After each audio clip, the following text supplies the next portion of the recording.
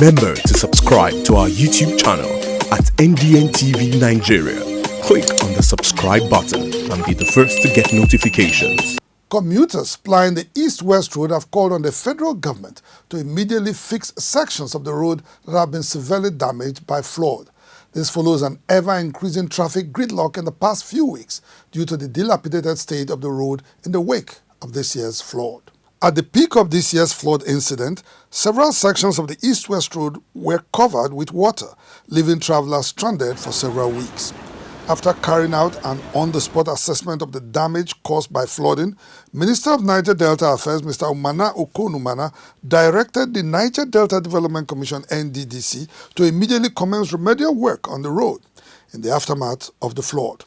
Rising to the occasion, Acting Managing Director of the NDDC, Engineer Emmanuel Audu Uwaborua, had commissioned a road construction company to intervene in failed sections of the road. The whole idea is to allow a continuous thoroughfare for our people, because as it were, there was no thoroughfare between Delta State, Bayelsa and Rivers. But now at least we can see there is thoroughfare between Rivers and Bayelsa. The agreement we have is to bring this road to a state of motorability. With this intervention, the badly affected AKUGHA section of the east-west road up to Mbiama in Rivers State is now open to traffic. However, free flow of traffic is hampered by the dilapidated state of the road, making it difficult for commuters to arrive at their destinations with ease. We are going to Bayelsa to deliver goods, and since then we've been here, no movement. Today was making me a week and I spent for road, no bath. I'm eating without enjoying. It's not good though. Completion of the 338-kilometer east-west road reconstruction project, awarded in 2006, had been delayed by inadequate funding and poor supervision. On assumption of office, former Minister of Niger Delta Affairs, Senator Gospel Akpabio, was saddled with the responsibility of supervising its reconstruction. When in April this year, the supervision of the East-West Road reconstruction project was transferred to the Federal Ministry of Works and Housing, Senator Akpabio had observed that Section 1 to 4 had reached a completion stage of 80%. Sadly, the recent flood incident has taken a huge toll on virtually all sections of the road that had been fixed in the last 2 years.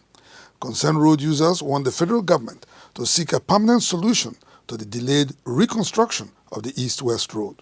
Let them come and do it quickly because people are suffering. So I really expect the government to do something about it so that it will be easy for the masses, we that don't have money for flights.